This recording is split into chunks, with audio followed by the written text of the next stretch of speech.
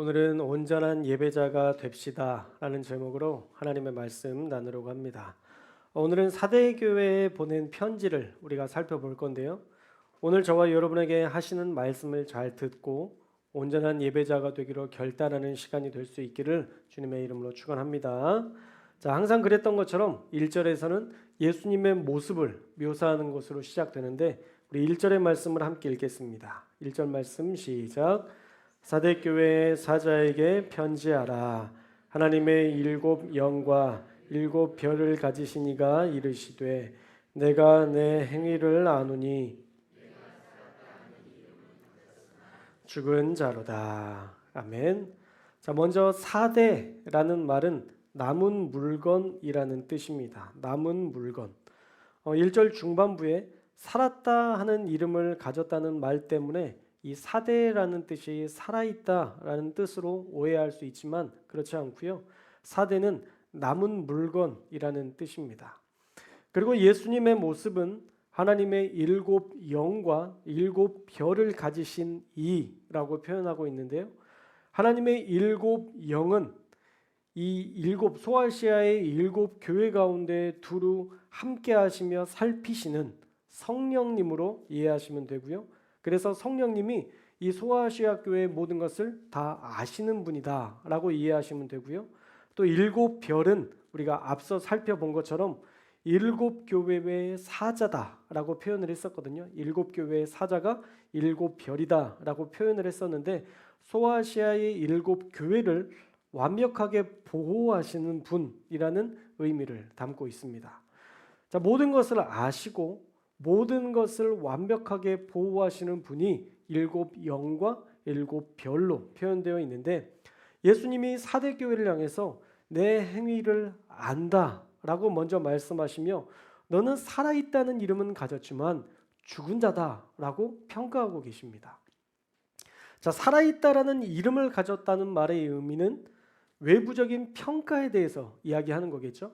아까 우리가 사대라는 이름이 남은 물건이라는 뜻이라고 했잖아요. 살아있다라는 표현이 아니기 때문에 그의 이름이 살아있다는 의미가 아니기 때문에 그의 외부적인 평가에 대한 이야기인데 어쩌면 꽤나 생명력 있고 위대한 일을 해 나가는 것처럼 교회의 평판이 외부적으로는 자자했을 수 있습니다.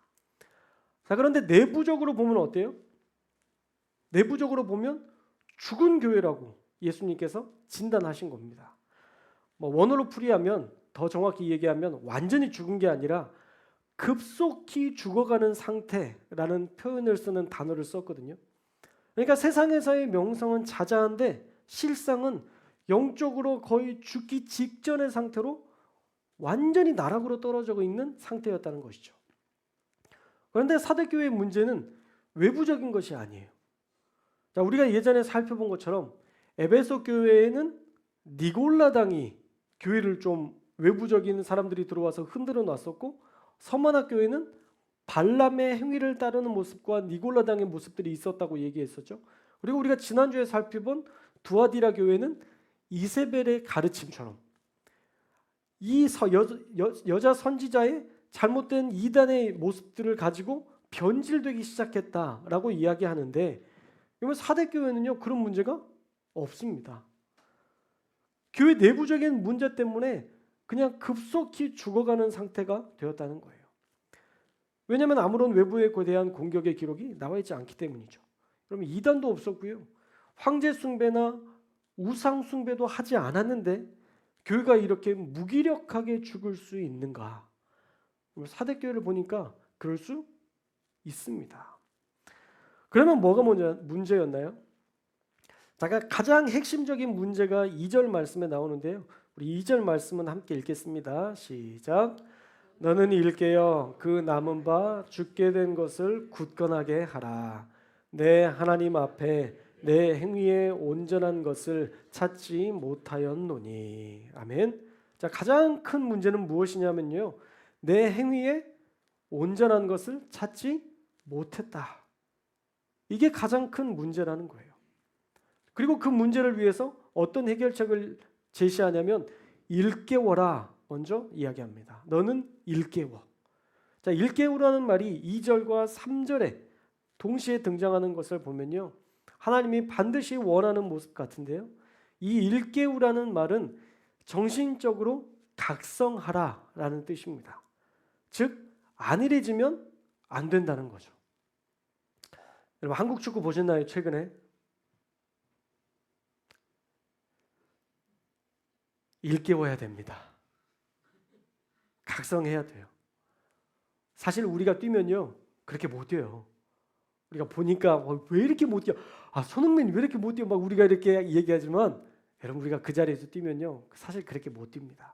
그럼에도 불구하고 그들이 실력이 없어서 문제가 된다면 우리가 이해하지만 사실 실력이 있는데 그만큼 하지 못하는 것에 대해서는 어떻게 해야 돼요? 각성해야 되는 거예요. 우리의 신앙생활도 마찬가지라는 거죠. 우리가 그렇게 할 수 있음에도 불구하고 안 하고 있다면 우리 각성해야 되는 거예요. 또 가장 문제는 누구예요? 감독입니다. 감독이 가장 큰 문제예요. 감독이 깨우치지 않고 전술이 없으면 아무리 좋은 선수도 나락으로 떨어질 수 있다는 생각을 했는데 저는 클린스만을 보면서 저에 대해서 많이 생각을 하게 됐어요. 감독의 영향력이 저렇게 크구나.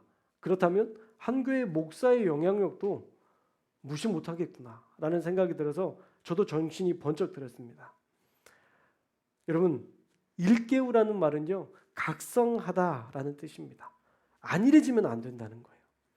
또 굳건하게 하라라고 되어 있죠. 그 남은 바 죽게 된 것을 굳건하게 하라. 이 굳건하게 하라라는 말도 스테리조라는 헬라어인데 활력을 회복하고 생기를 돌아오게 만들어라라는 이것도 역시 똑같은 강력한 촉구입니다. 그러니까 활력도 생기도 없이 안일하게 사역했던 교회가 이 사대 교회였다라는 거예요. 그러니까 가장 큰 문제로 지적하신 것처럼 행위의 온전한 것을 찾지 못했다라고 책망하는 거죠. 세간의 명성은 자자한데 교회 내부적으로는 활력도 없고 생기도 없고 뭔가 안일하게 모든 일들을 대처하고 있는 안일하게 사역을 감당하고 있는 교회가 바로 사대 교회였다라는 거예요. 어쩌면 율법주의자들과 같이 행위는 있습니다. 행위가 전혀 없지 않아요. 안 한 게 아니에요. 행위는 있지만 감독은 없었던, 하나님의 그 은혜는 없었던 이 영적 무기력이 사대교회의 가장 큰 문제였다라는 것입니다. 행위는 있지만 감동은 없는 교회. 여러분 지금 사대교회가 그런 형편에 있었던 것입니다. 그러니 하나님께서 회개하라라고 명령하신 것이죠. 자, 우리 3절의 말씀도 한번 읽겠습니다. 3절 말씀 시작. 그러므로 내가 어떻게 받았으며 만일 일깨지 아니하면 내가 도둑같이 이르리니 어느 때에 내가 이르는지 내가 알지 못하리라. 아멘. 자, 하나님의 진단은 뭔가요? 먼저 말씀을 들은 대로 생각하고 지키고 회개하라 라고 얘기합니다. 생각하고 지키고 회개하라.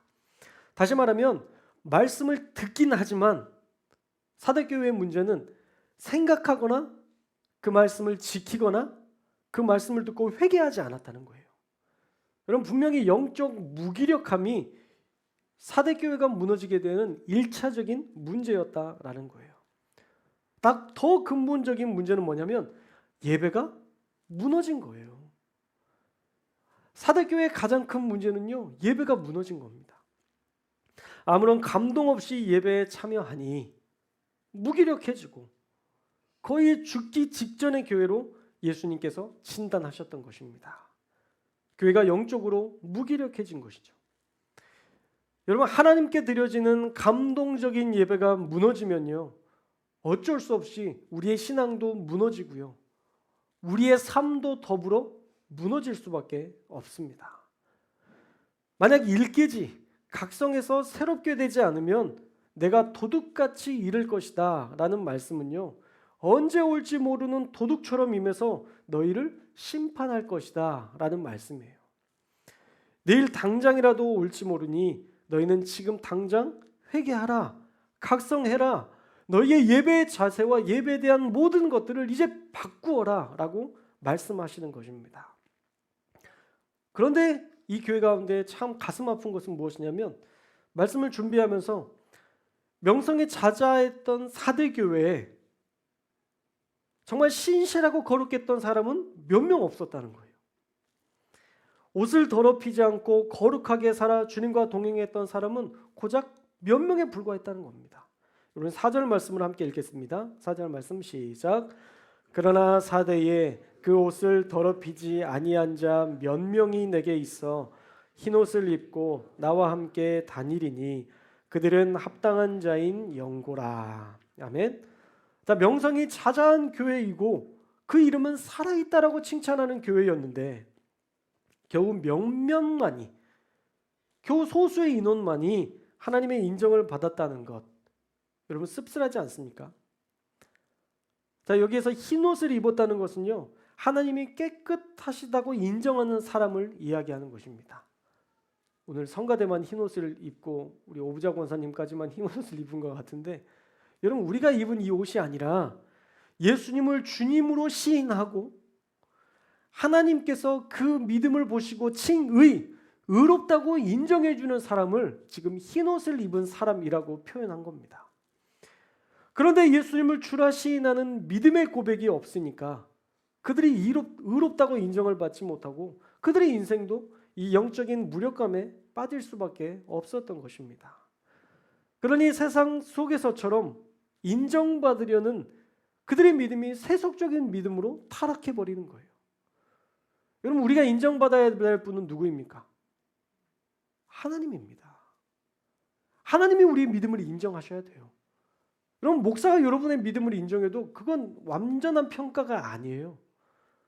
권사님들이 여러분의 믿음을 평가해도 그건 완전한 믿음이 아닙니다. 왜냐하면 나를 완전히 모르잖아요.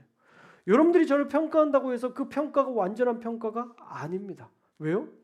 나의 모든 삶의 모습들은 하나님이 더 잘 아시기 때문에 하나님의 평가가 가장 중요한 것이죠. 하나님께서 우리를 향해서 흰옷 입은 백성이라고 칭찬할 수 있는, 나를 믿음으로 고백하고 있고 나와 늘 동행한다고 고백할 수 있는 하나님의 그 고백이 있어야 우리가 흰옷 입은 거룩한 백성이 된다라는 거예요. 그런데 명성은 자자했지만 하나님께 인정받기보다 사람들에게 인정받으려는 믿음으로 그들이 타락해버린 거예요. 명성이 자자했다고 이야기하니 돈으로 기부를 잘 했을지 모르겠습니다. 그런데도 자기 이름을 드러내기 위한 헌금이었으니 그 헌금은 주님을 기쁘시게 하지 못했습니다. 여러분 우리가 하나님 앞에 드리는 헌금, 우리가 하나님 앞에 하는 봉사, 이 봉사는요 온전히 하나님께 드리는 예물이 되어야 돼요. 하나님께 드리는 헌신이 되어야 합니다. 이 헌신과 이 애씀이 사람에게 인정받으려고 하면 타락하게 돼요. 제가 다른 교회에서도 많이 사역해 봤잖아요. 저도 20년 넘게 지금 목회를 하고 있는데 드러내기 위해서 헌금하시는 분들도 꽤 많습니다.